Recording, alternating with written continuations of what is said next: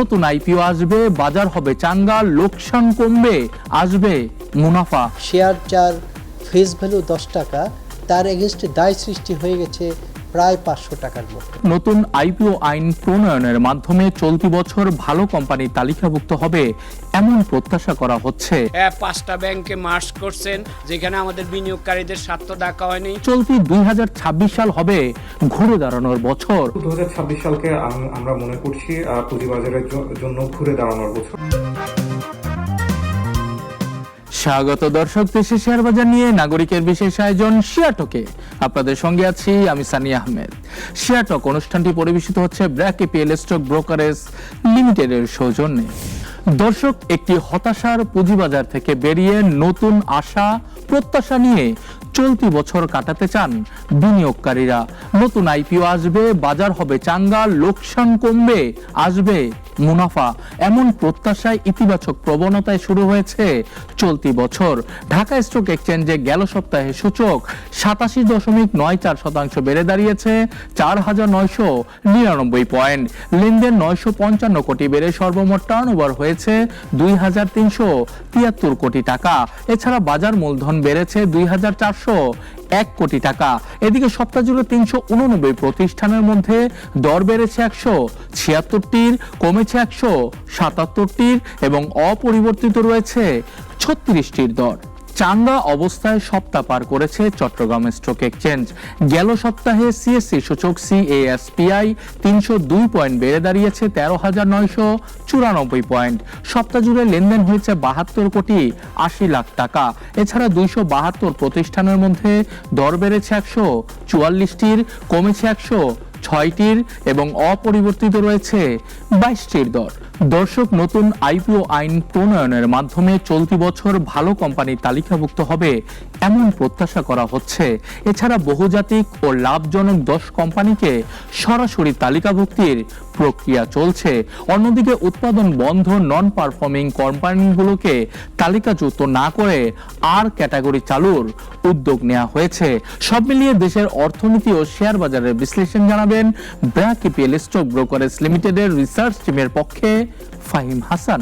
এ সপ্তাহে প্রধান সূচক DCX 4,998.5 পয়েন্টে ক্লোজ হয়, যা গত সপ্তাহের তুলনায় 88 পয়েন্ট বেশি। এই সপ্তাহের গড় টার্নওভার ছিল 474 কোটি টাকা, যা গত সপ্তাহে ছিল 354 কোটি। এই সপ্তাহে সিলেক্টেড 5 গেইনার স্টকের দিকে তাকাই, তাহলে দেখতে পাচ্ছি টেক্সটাইল থেকে তাল্লুসপিন, ব্যাংক সেক্টর থেকে পূবালী ব্যাংক, ইসলামী ব্যাংক এবং NRB ব্যাংক। সিলেক্টেড 5 লুজার কোম্পানির দিকে তাকালে আমরা দেখতে পাচ্ছি যে সকল NBFI লিকুইডেট হবে তাদের নাম আবারও এ সপ্তাহে টপ লুজারে দেখা যাচ্ছে। এরপর আমরা যদি তাকাই 10 মোস্ট ট্রেডেড শেয়ার এ সপ্তাহে, তাহলে দেখতে পাবো টেক্সটাইল সেক্টর থেকে সাইহাম কটন এবং মালিক স্পিন, ফার্মাসিউটিক্যালস থেকে অরিয়ন ইনফিউশন এবং স্কয়ার ফার্মা এবং ব্যাংক সেক্টর থেকে সিটি ব্যাংক, উত্তরা ব্যাংক এবং Jamuna bank. Otherwise top 5 large সেক্টরের দিকে যদি তাকাই, তাহলে দেখতে পাচ্ছি bank sector, textile, pharmaceutical, general insurance এবং ফুড। এই সপ্তাহে টপ নিউজগুলোর দিকে যদি আমরা তাকাই, তাহলেই প্রথমে দেখতে পাচ্ছি Bangladesh securities and exchange commission নতুন আইপিও রুল প্রণয়ন করে। এটা একটি ভালো সংবাদ। হোপফুলি নতুন আইপিও রুল বিগত আইপিও আইনের যে শর্ট কামিংগুলো ছিল সেগুলোকে অ্যাড্রেস করে বাজারে ভালো শেয়ারগুলোর সরবরাহ বৃদ্ধি করতে পারবে এবং যারা আইপিওতে আসতে চায় যেসব কোম্পানি প্রিমিয়ামে, হোপফুলি তাদের এক্সপেকটেশনকে নতুন আইপিও রুল মিট করতে পারবে। আমরা যদি এরপরে নিউজের দিকে তাকাই, 10টি কোম্পানি যেখানে গভর্নমেন্টের সাবস্ট্যান্সিয়াল স্টেক রয়েছে সেগুলোকে লিস্টেড করার প্রয়াস চলছে। আমাদের অপিনিয়ন হলো, যখন এই ধরনের বড় কোম্পানিগুলোকে আইপিওতে আনা হয় তখন মার্কেটে অটোমেটিক্যালি লিকুইডিটি সাপ্লাই চলে আসে এবং যখন লিকুইডিটি আসে মার্কেটে, তখন মার্কেটের অন্যান্য শেয়ারগুলো আস্তে আস্তে ট্র্যাকশন পাওয়া শুরু করে, যেটা মার্কেটের জন্য পজিটিভ নিউজ। হোপফুলি এই ধরনের সরকারি যে সকল বড় বড় প্রফিটেবল কোম্পানি সেগুলোকে যদি ডাইরেক্ট লিস্টিং করা সম্ভব হয়, তাহলে মার্কেটে ভালো ট্র্যাকশন পাবো আমরা ইনশাল্লাহ।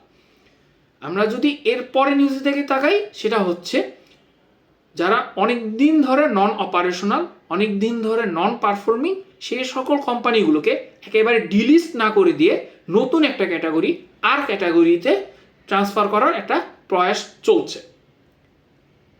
যেটা হবে হচ্ছে, যে সকল কোম্পানিগুলো 2-1 বছরের জন্য ডিভিডেন্ড দিতে পারছে না বা প্রফিট ভালো হচ্ছে না বা ফ্যাক্টরি শাটডাউন রয়েছে, সেগুলোর থেকে আলাদা করে দেখানোর জন্য এই ধরনের প্রপোজালটা এসেছে, আমরা যেটা মনে হচ্ছে আমাদের।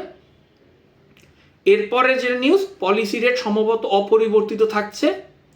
যদি অপরিবর্তিত থাকে, যেটা হচ্ছে আপনার লেন্ডিং রেটটা অ্যাজ ইট ইজ থাকবে। এতে করে যে সকল লিস্টেড কোম্পানি অনেক বেশি লোন নিয়ে রয়েছে, তাদের ইনকামে কোনো রকম পরিবর্তন আমরা এক্সপেক্ট করতেছি না। যেহেতু সুদহার বেশি, বাড়তি সুদহারের কারণে, সুদ খরচের কারণে তাদের ইনপ্যাক্ট, যেটা নিট প্রফিটে একটা প্রেশার বিরাজমান থাকবে। দর্শক, গেল বছর স্টক এক্সচেঞ্জের সূচক প্রায় 7% কমেছে। নানা জটিলতা আর ঝামেলায় একটি হতাশার বছর পার করেছেন বিনিয়োগকারীরা। তবে চলতি 2026 সাল হবে ঘুরে দাঁড়ানোর বছর, যার পেছনে রয়েছে 5টি যৌক্তিক কারণ, এমনটাই বলছেন বিশ্লেষকরা। পুঁজিবাজারের জন্য গত কয়েকটা বছর মোটেই সহজ ছিল না। বিশেষ করে 2025 সালটা ছিল রীতিমতো এক ধৈর্যের পরীক্ষা। আমরা দেখেছি ডিএসইএক্স সূচক প্রায় 7% মতো কমে 4800 পয়েন্টে নেমে এসেছে। প্রতিদিন গড় লেনদেন নেমে গিয়েছিল মাত্র 520 কোটি টাকাতে, যেটি গত 6 বছরের মধ্যে সর্বনিম্ন পর্যায়ে। বিনিয়োগকারীদের জন্য এই সময়টা ছিল চরম হতাশা। কিন্তু 2026 সালকে আমরা মনে করছি পুঁজিবাজারের জন্য ঘুরে দাঁড়ানোর বছর। মূলত 5টি কারণে 2026 সাল নিয়ে আমরা আশাবাদী। প্রথমত, আমাদের দীর্ঘদিনের রাজনৈতিক অনিশ্চয়তা কাটতে যাচ্ছে। 2026 সালের 12 ফেব্রুয়ারি আমাদের জাতীয় নির্বাচন। আশা করি এই নির্বাচনের পর যখন নীতি নির্ধারণীতে স্পষ্টতা আসবে, তখন বিনিয়োগকারীদের আত্মবিশ্বাস বহুগুণে বেড়ে যাবে। আশা করি নির্বাচনের পরপরই একটি নির্বাচিত সরকার অর্থনৈতিক প্রবৃদ্ধি বাড়ানোর জন্য কিছু অনুকূল ফিসকাল পলিসি বা রাজস্ব নীতি গ্রহণ করবে। তাই আগের অস্থিরতা কাটিয়ে বছরের দ্বিতীয় ভাগে আমরা একটি নতুন প্রাণবন্ত বাজার দেখতে পাবো। দ্বিতীয় বড় কারণ হচ্ছে সুদের হারে পরিবর্তন। মুদ্রাস্ফীতি এখন 10% থেকে কমে 8.5% নেমে এসেছে।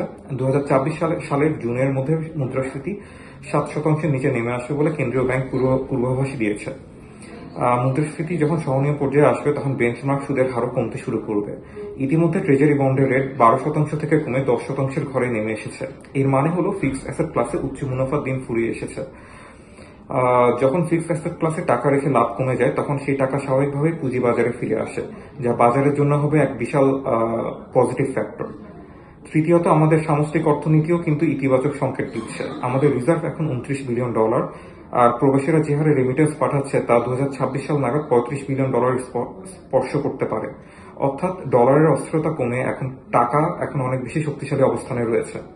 তাছাড়া বর্তমানে ঋণের সুদ বা লেন্ডিং রেট 15 থেকে 16% গিয়ে ঠেকেছে। এই উচ্চ সুদের চাপে অনেক ব্যবসার মুনাফা সংকুচিত হয়েছে। 2026 সালে কেন্দ্রীয় ব্যাংক যখন মুদ্রানীতি শিথিল করবে এবং সুদের হার কমাবে, তখন বাজারে তারল্য বা লিকুইডিটি ফিরে আসবে। এই তারল্য বেসরকারি খাতের ঋণ প্রবৃদ্ধিকে ত্বরান্বিত করবে, কোম্পানিগুলোর মুনাফা বাড়াবে এবং সর্বোপরি বিনিয়োগকারীদের মধ্যে হারানো আত্মবিশ্বাস ফিরিয়ে আনবে। চতুর্থ কারণ হচ্ছে অ্যাট্রাকটিভ ভ্যালুয়েশন বা বাজার মূল্য। 2025 সালের শেষে আমাদের বাজারের গড় পিই রেশিও দাঁড়িয়েছে মাত্র 8.6, যা হিস্টোরিক্যালি লোয়েস্ট লেভেল। আমরা যদি পিআর কম্পারিজন করি, তাহলে দেখতে পাই যে আঞ্চলিক দেশগুলোর তুলনায় আমাদের বাজার এখন অত্যন্ত আকর্ষণীয় ভ্যালুয়েশনে রয়েছে। এমনকি আমাদের ব্লু চিপ এবং এমএনসি কোম্পানিগুলোর শেয়ার এখন তাদের ঐতিহাসিক গড়ের চেয়ে অনেক কম দামে বা বড় ডিসকাউন্টে লেনদেন হচ্ছে। সুতরাং বিনিয়োগকারীদের জন্য এটি এখন অ্যাট্রাকটিভ এন্ট্রি পয়েন্ট। পঞ্চম কারণ হচ্ছে বিভিন্ন সংস্কারের সুফল। বিশেষ করে আর্থিক এবং ব্যাংকিং খাতে যে সংস্কারগুলো রয়েছে, সেগুলোর সুফল আমরা আশা করতে পারি যে এই বছরের দ্বিতীয় ধাপ থেকে দেখতে পারবো, যেটা বাজারের জন্য আলটিমেটলি অনেক পজিটিভ হবে। দর্শক, তালিকাভুক্ত 5 ব্যাংক একীভূত হয়েছে। বিনিয়োগকারীদের শেয়ার মূল্য শূন্য ঘোষণা করা হয়েছে। বিএসসিসির পক্ষ থেকে অন্তত সাধারণ বিনিয়োগকারীরা যেন ক্ষতিপূরণ পান সে বিষয়ে বাংলাদেশ ব্যাংকে চিঠি দেয়া হয়েছে। সরকারও বলেছে ক্ষুদ্র বিনিয়োগকারীরা কিছু পাবে, কিন্তু বাস্তবতা বলছে ভিন্ন কথা। আসলে কি বিনিয়োগকারীরা কিছু পাবেন, নাকি পোর্টফোলিওতে যে শেয়ার দেখানো হচ্ছে সেটি নিয়েই পড়ে থাকতে হবে বাকি জীবন? এ বিষয়ে বিস্তারিত কথা বলেছি বাংলাদেশ ব্যাংকের মুখপাত্রের সঙ্গে।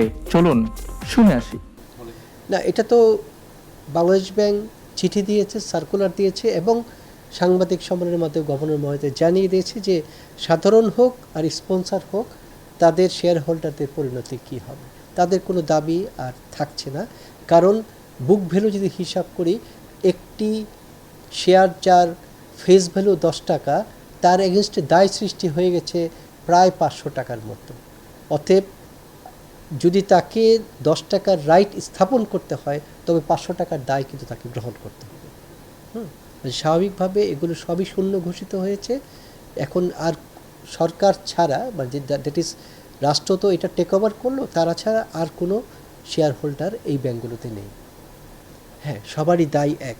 আপনি যদি কোনো মানে একজন সাধারণ শেয়ার হোল্ডার হিসেবে কোনো প্রতিষ্ঠানের শেয়ার কিনে লাভবান হতে পারেন আর্থিকভাবে, তবে তার ক্ষতিগ্রস্ততার কারণে দায়ও কিন্তু আপনাকে বহন করতে হবে। দ্যাট ইজ, আপনি শেয়ার কিনেছেন ঝুঁকি বিবেচনা করে।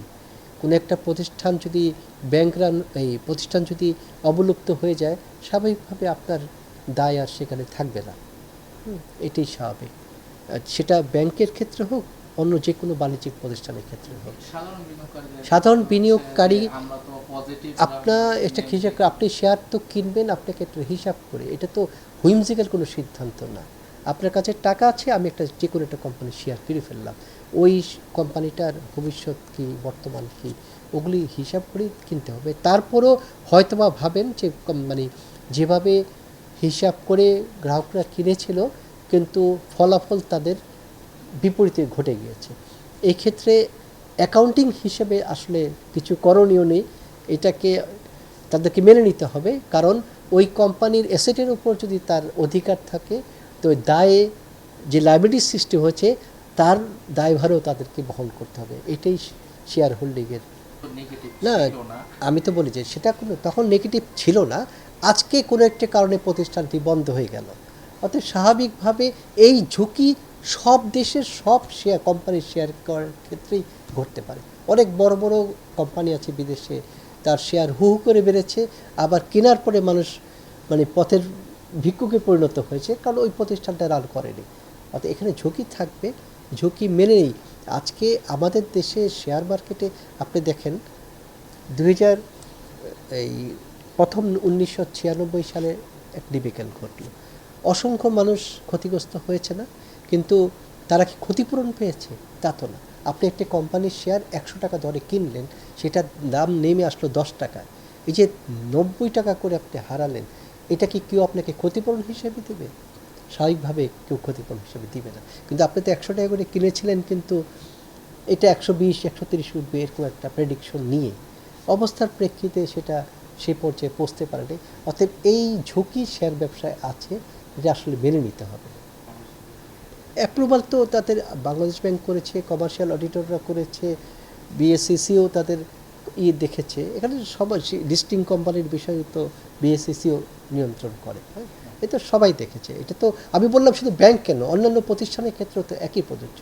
96-এর ওই সময়কার কথা আপনার যদি মনে থাকে, বা 2009 সালের পরবর্তীতে যেটা ঘটলো, ওইটাও আপনি দেখেন, একদিনে তো 3000 কোটি টাকার উপর ট্রেডিং হয়েছে, আজকে দৈনিক 500 কোটি টাকা ট্রেডিং হয় না। হ্যাঁ, তো একটা তো এই যে একটা রিস্ক, হয়তো বা ওখানে ব্যাপক মার্কেট ম্যানিপুলেশনের দায় ছিল অনেকের, সেটা রাষ্ট্র খুঁজে বের করবে কে দায়, কার দায় কতটুকু, সে অনুযায়ী তাদের ব্যবস্থা নেবে।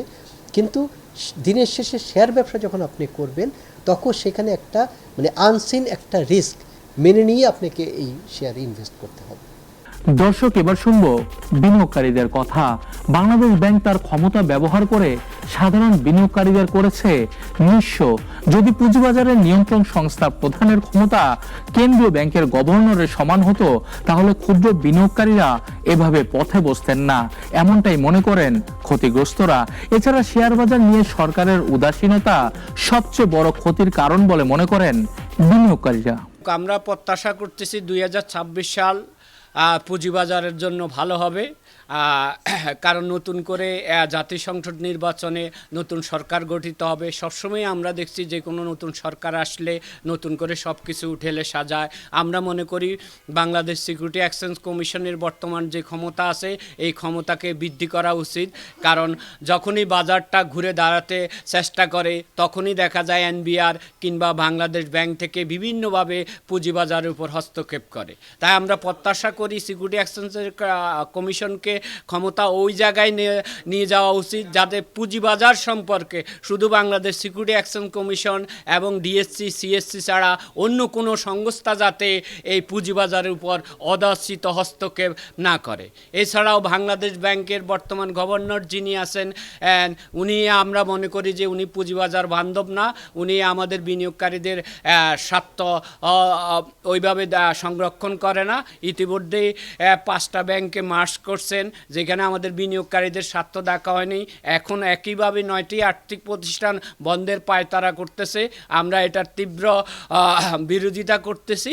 আমরা তাই আগামী জাতীয় সংসদ নির্বাচনে যেই দলেই ক্ষমতায় আসুক আমরা তাদের কাছে প্রত্যাশা করব এই বাংলাদেশ ব্যাংক এবং বাংলাদেশ সিকিউরিটি এক্সচেঞ্জ কমিশনকে ঢেলে সাজানোর জন্য, যাতে আগামী দিনে আমরা একটা ভালো পুঁজিবাজার দেখতে পাই। 26 সনে আশা করি পুঁজিবাজার ভালো হবে, কারণ নির্বাচনের মাধ্যমে যদি নতুন সরকার যেটা গঠিত হবে সেইটা সরকারের যে পলিসি থাকবে, যেহেতু রাজনৈতিক সরকার আসবে, তো সেই ক্ষেত্রে হয়তো আরও একটু মানে পুঁজিবাজার বান্ধব আরও একটু পলিসি হবে আর কি। আর ধরেন বিভিন্ন রেগুলেটরি সংস্থা যেসব আইন কানুন নেয় তারা তো বুঝেই নেই, হয়তো অনেক সময় আমাদের সাথে একটু মত পার্থক্য হয়, সেটা আলোচনার মাধ্যমে মিটাই নিলেই তো হয়ে যায়। এইভাবেই মানে পরস্পরের সাথে একটা নেগোসিয়েশন করে আমাদের কি অভিযোগ ওনাদের কি বুঝতে, হয়তো ওনারা আমাদেরকে বুঝতে দিতেছে আমরা বুঝতেছি না, এটা আস্তে ধীরে কথাবার্তা বললে নিলেই এটা ঠিক হয়ে যাবে এবং আগামী নেতৃত্বে আশা করি আরও ভালো হবে।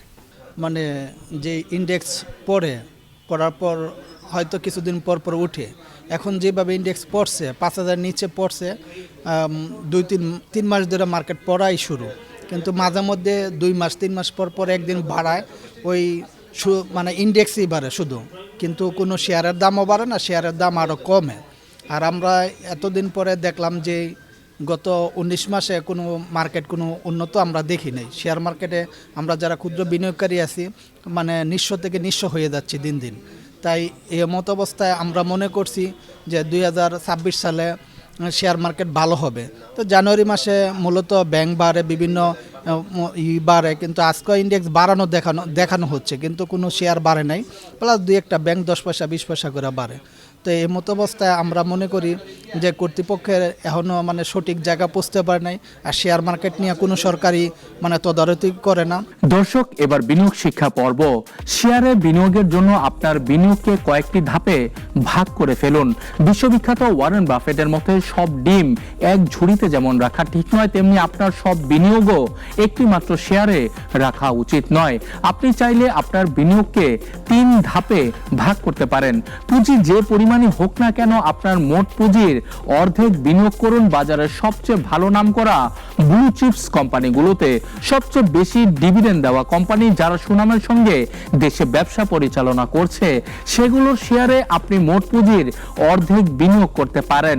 বাকি অর্ধেক পুঁজিকে আবার 2 ভাগ করে ফেলুন। যেসব কোম্পানির শেয়ার দর বাজারের তালের সঙ্গে বাড়ছে, সম্ভাবনা রয়েছে কিংবা মন্দাবস্থা থেকে ভালোর দিকে যাওয়ার বিভিন্ন সংবাদ রয়েছে সেগুলোতে 1 ভাগ বিনিয়োগ করতে পারেন। বাকি পুঁজি বিও অ্যাকাউন্টে রেখে দিবেন আপৎকালীন সময়ের জন্য, কারণ দরপতনের সময়ই শেয়ার কেনার উপযুক্ত সময়। দর কমলে কিনবেন, বাড়লে বিক্রি করে দিবেন। এই 3 ধাপে আপনার সঞ্চিত অর্থের একটি অংশ পুঁজিবাজারে বিনিয়োগ করতে পারেন। দর্শক, এবার আন্তর্জাতিক শেয়ার বাজার উত্থানের সপ্তাহ পার করেছে এশিয়া, ইউরোপ সহ যুক্তরাষ্ট্রের বেশিরভাগ পুঁজিবাজার। গেল 5 দিনে যুক্তরাষ্ট্রের ডাউ জোন্সের সূচক 1.83% বেড়ে দাঁড়িয়েছে 49,266 পয়েন্ট। এছাড়া S&P ইন্ডেক্স 0.92% বেড়ে দাঁড়িয়েছে 6,921 পয়েন্ট। অব্যাহত চাঙ্গা ভাব বিরাজ করছে ইউরোপের বেশিরভাগ পুঁজিবাজারে। এর মধ্যে গেল 5 দিনে যুক্তরাজ্যের FTSE 100 ইন্ডেক্স 1.24% বেড়ে দাঁড়িয়েছে 10,045 পয়েন্ট। এছাড়া জার্মানির ডেক্স ইন্ডেক্স 2.41% বেড়ে দাঁড়িয়েছে 25,127 পয়েন্ট। দর্শক, ভারতের সূচকে ব্যাপক দরপতন হলেও এশিয়ার বেশিরভাগ শেয়ার বাজারে রয়েছে ব্যাপক উত্থান। গেল 5 দিনে জাপানের শেয়ার বাজার নিক্কি 225 ইন্ডেক্স 3.18% বেড়ে দাঁড়িয়েছে 51,940 পয়েন্ট। চীনের শেয়ার বাজার সাংহাই সি কম্পোজিট 3.82% বেড়ে দাঁড়িয়েছে 4,120 পয়েন্ট। ভারতের বোম্বে স্টক এক্সচেঞ্জের সেন্সেক্স 2.66% কমে দাঁড়িয়েছে 84,181 পয়েন্ট। এছাড়া পাকিস্তানের করাচি 100 ইন্ডেক্স 3.14% বেড়ে দাঁড়িয়েছে 1,85,543 পয়েন্ট। দর্শক, নাগরিকের শেয়ার টকের আয়োজন আজকে এ পর্যন্তই। আগামী সপ্তাহে হাজির হব নতুন কিছু নিয়ে। সে পর্যন্ত ভালো থাকুক পুঁজিবাজার, ভালো থাকুক বিনিয়োগকারীরা। আল্লাহ হাফেজ।